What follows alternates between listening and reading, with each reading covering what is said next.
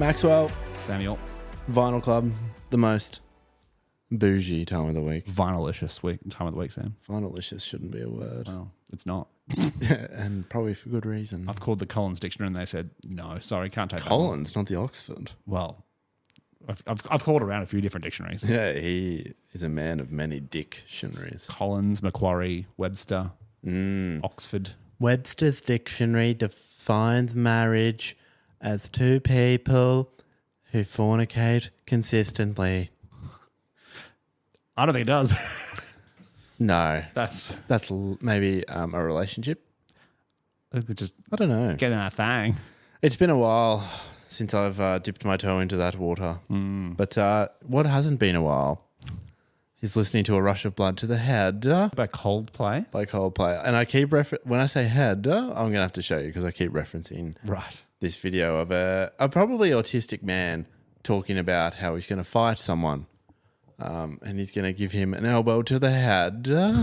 You'll reap what you sow. Fair enough. Anyway, very niche. But for our very brain niche. rotters out there, top tier. They're laughing right now. Couple of Rotneys. Couple of Rotney Spears. Rodney Rhodes. Oh, yeah, that makes more sense. Either way. Yeah. Couple of Rottweilers. Rotney Mullins. Yeah, there we go. Now the boys are talking. Now, yeah. Yeah. Wayne Rotney. Okay, now This we're is going losing downhill. it. Yeah. Anyway, Rush of Blood to the Head. Lots can be said about the newer Coldplay and how shit it is. But for a while there, I reckon X and Y, Rush of Blood to the Head, Parachutes, Clean 3. They were Coldplay's big hitters. We're talking You're like... skipping Viva La Vida. Oh, yeah, Viva La Vida's good. What is it? A Prospects March or whatever it is. Yeah, the little EP that they tacked Yeah. on. Yeah. Viva La Vida was quite good. That was after that, it was just downhill rather quickly. But, you know, this was the era where we're talking Sparks, Scientist, Clocks, Fix You, Hardest Part, like banger after banger. Each album had, I reckon, 2 or 3 monster hits. But I feel like as much as we can talk shit about newer Coldplay, the earliest, you know, releases of Coldplay were just them doing their melancholy, like just a 4-piece instrument heavy like band thing. And it's really good. Yeah. Coldplay's at their best when they keep synths out of it. But this album sort of was everything Parachutes, I feel like, tried to be, just a little bit more defined and polished. It's still got these really sort of melancholy, almost like mournful love themes throughout the album. Yep. It's always weirdly like optimistic at the same time. And like I said, it's just really great, solid British pop rock songs. But on that, let's dive in. Dive in, Sam. Let's dive in. I got lost a little bit. I was just shooting from the hip and my notes are all over the feeling place. yourself, Sam. I've gone up for an oral presentation and dropped my palm cards. Ladies and gentlemen, today I'm talking about Oh, no. Today I'll be talking about Coldplay and Rush of Blood to the Head. Oh no. Sorry, everyone. We'll do a bit of track by track, but I want Yeah. to talk more topically. I love it. Love it. A little topical cream. Yeah, it's good. Better than the steroid creams. But the album starts with sort of that melancholy, yearning, sorrowful vibe straight up with tracks like Politic, In My Place. Big influence straight away of pop rock, very British sounding, more so in their older days than now because they're trying to be a bit more Americanized, a bit more Imagine Dragons, but it's still got this sort of sad touch to it that Parachutes had. You sort of walk into the album and already know, okay, this isn't going to be a happy one necessarily. It's still like, I miss her. Yeah. That's the vibe. But you go from that straight into the all-time bangers. You've got the Scientist and Clocks, and I don't really feel like I need to talk about them. Everyone knows those songs. Everyone knows, like, the Clocks intro. Can we just let's take a moment to just talk about that little piano riff. Yeah. Unbelievable. Yeah. Oh, just an all-timer. Like, imagine writing that. You just know. Well, it's interesting that you bring that up. So this album was recorded, mastered, ready to ship. It was like the week of release. the band called the label and were like, it can't go out this week. You have to stop it. And the label was like, why? And they're like, we've got one more song. And it was Clocks. Wow. Yeah. Without Clocks, this album's not very strong. I just think that the fact that they knew like this is so good that it has to be on the album. Yeah. Like, they couldn't hold it for the next album or anything. They were like, this has to go on there. Yeah. Yeah. Wow. Okay. It is a banger. It's the best song on the album, I reckon. Well, it's the one that's probably stood the test of time. The Scientist is amazing, but I think Clocks you could listen to more. But I need to just take a moment as well. I know I give him a lot of shit, but the way Chris Martin hits those falsetto notes when he's singing and sort of evokes so much emotion in songs over the instrumentals when the boys are doing their thing is really prolific to start, but it's really prominent throughout this album, and especially so in songs like Daylight. Really enjoyed that song. And then it dives into Warning Sign, which I think is one of Coldplay's most underrated singles, let alone songs, in their entire discography. It is incredible. It is so, so good. It's sad. It's got a little bit of optimism and hope, but it's got these big sort of moments of crescendo. Oh. Yeah. And then, yeah, that was my favorite song by Country Mile. Yeah. Country Mile. Damn, that's a long mile. 1.5 kilometers. That's a baker's mile, Sam. I think you bang on there. I'm like, to my mind, the run of songs between God Put a Smile on Your Face and Warning Sign, no skip, almost perfect. I would say it's like 8s, 9s, and 10s across the board in that run there. Very much so. And it's really solid. And throughout this whole album, I felt as though it was it's just a good vinyl album. You don't necessarily pick these songs individually when you're looking through a playlist, but as a collective, they're really strong. Yeah. And that's the same with Parachutes, to be honest. Like, I was running that not too long ago, and you wouldn't pick these songs out, but as a collective, you're like, fuck, this is a really strong album. Yeah. 100%.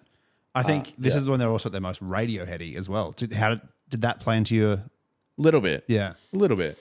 Because then you roll into songs like A Whisper, which I also really enjoyed, but it wouldn't be out of place on an Oasis album. It's a little bit more upbeat. It's a little bit more energetic, which is sort of rare for Coldplay in this era. Yep. But then you've still got the classic like Parachutes vibes. Like, I feel like we got a few Parachutes offcuts with songs like Green Eyes and A Rush of Blood to the Head. Yep. It's almost like the underdeveloped versions of Sparks. Yeah. I'm with you there.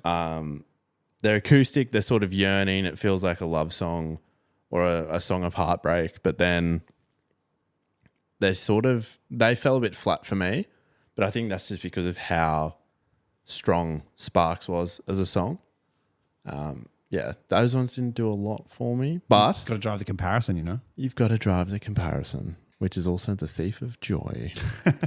But finishing off with Amsterdam, it was a slow burn that at times, when it first came on, I was like, this is a Radiohead song. And then they launched into the piano. I was like, okay, this is an Elton John song.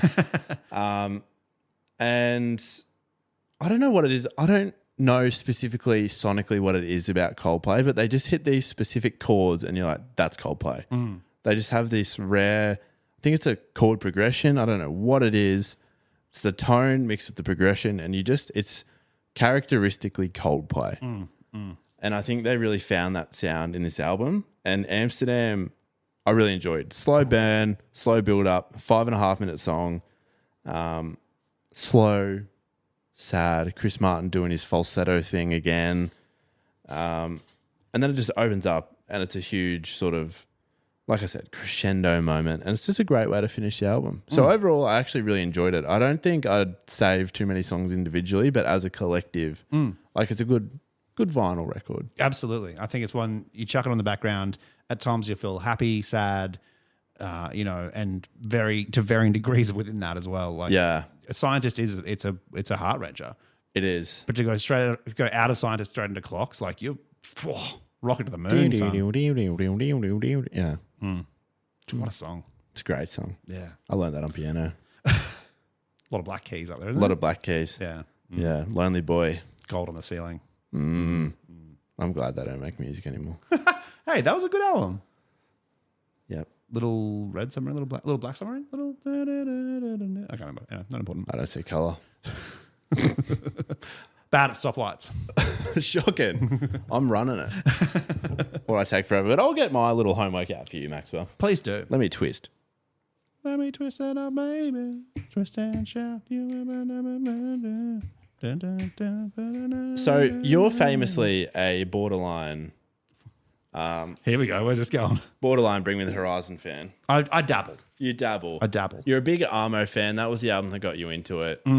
So I present to you the album before that. I want you to deep dive into That's the Spirit. Yes. And this looks like a deluxe release because it doesn't have the umbrella on the front. No umbrella. This is like a little fancy one. Ooh la la. I can tell you how much it's worth in my collection if you like. It's actually worth quite a bit. I got it from fucking JB Hi-Fi though, so it can't be worth that much. Right.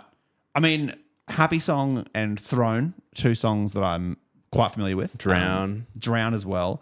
But a few of the rest of these I don't really know that well. So I'm very interested to dive deep because, again, we've talked about it in previous episodes and you kind of hinted to it there. I was cusping on this album, I'd say. I think this is the album, and a few of these songs were the ones that kind of got me on the hook. And that meant I was like right for the picking when Armo came along. Yeah. And I think this is a transition album. Like this is going from like a Sempiternal to Armo. And I think they're in the middle of the move here. So I'm keen to dive in and have a listen. There's a few songs on there in particular I want to shout out, if I can see the track list, Daddy. Avalanche, incredible. Follow You is having a bit of a resurgence now. Doomed, also very moody. Big way to start an album. And then towards the back, they're just a bit more, moody and sort of in their own feelings. But it's a great album. Yeah. I would be keen to hear your thoughts. Look, and you will. Tune in next week, next Monday. Next Monday. You can hear my little tinky tinks. Tinky thoughts. Yeah. Any vinyl thoughts for everyone? Not too many final thoughts from me. Final thoughts. I'm keen to try out the Prodigy. If you listened to Wednesday's show, you would have known what I'm referring to there. But again, thank you. Arigato. Happy birthday for yesterday. Thank you. It was actually 3 days ago. Yeah, I got it confused with our shows. Yes, that's okay. Should have done that in our interview segment. That's okay. That's what about vinyl thoughts for you, Sam? None. Great.